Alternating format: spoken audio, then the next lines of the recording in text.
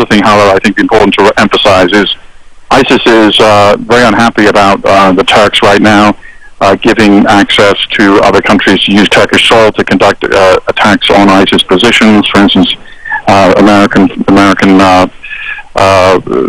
flights, and also because Turkey has really started to crack down on the flow of foreign fighters coming into Turkey, going to Syria. ISIS's own propaganda in the last year or so has been emphasizing that the Turkish intelligence and government has sort of really damped down the number of foreign fighters coming from around the Muslim world through Turkey. So sadly, ISIS has a particular grudge against Turkey that has developed over the last year or so.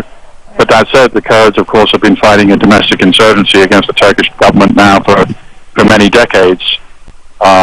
So both of these groups have a strong motivation. Peter Bergen, thanks very much. Well, we're here at Westminster where it is quite loud behind me. There's a demonstration, so I'm going to hand over our coverage of these attacks at Istanbul airport to my colleagues at CNN USA.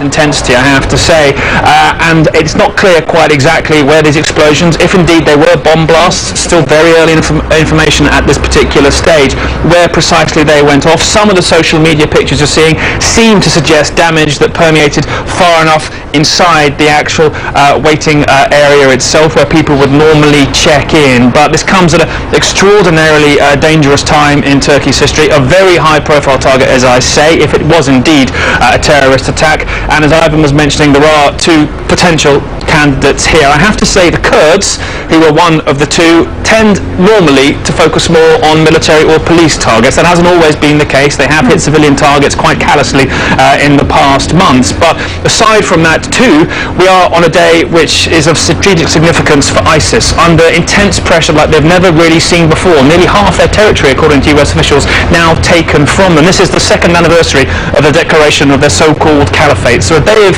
symbolism for them. We have no idea what has really happened, in all honesty, in Ataturk Airport at the moment, apart from multiple injuries from two explosions and reports as well potentially of gunfire following that too. But a very chilling moment, I think, for the many people who travel through Istanbul, despite Turkey's complex past few years. Still a huge cosmopolitan, vibrant city, many Syrians there, many international part of the community there as well, and Ataturk Airport, absolutely the hub of that. And I have to say, when I heard this myself, you know, a real chill goes through you, realizing the sheer volume of people who go through an airport like that, Pamela. Oh, so many people. I mean, and as we heard, it's the third biggest airport in Europe. But David Rohde, I want to bring you in, CNN Global Affairs analyst, just to get your view and the significance of an airport like this that's supposed to be so secure being hit. Now, we don't know the specifics. We don't know if terrorism was behind this. But what is your take so far, David? It is a very high-profile target and a very well-protected one. So it's a setback for the Erdogan government that this has happened. There's been warnings about this type of attack for years from the Kurds, but particularly from ISIS. And the big fear in Turkey has been that it could be Islamic State, that they have so many fighters that are part of their territory, and it seems almost like Islamic State has sort of held back from carrying out attacks. They've been slowly increasing. So if this is ISIS, it's sort of a new chapter in Turkey and more of a direct challenge to President Erdogan and the Turkish state. And again, as we wait to hear the facts, I just asked Bob Baer this question too. As we watch this in the United States, why should people here in the U.S. be paying attention to what is unfolding at the Istanbul airport right now, David? Well, as you mentioned, it's the third largest airport in Europe. Turkey is a NATO ally. There's been disagreements between the Obama administration and the current Turkish government, but Turkey's long been seen as this sort of one of the most moderate nations in the Islamic world and a growing, vibrant economy.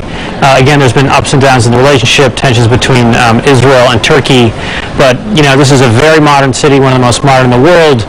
Turkey has a huge middle class, so if the conflict in Syria is now, and we don't know who did this, we have no idea the numbers of injuries, so I don't want to exaggerate what's happened, but if Turkey becomes more unstable, that's a sort of much more dramatic shift in the war in Syria and the spread of ISIS, and we really have not seen, again, this kind of attack in Turkey at such a high-profile target so far. But again, let's wait and see what what comes with the new details.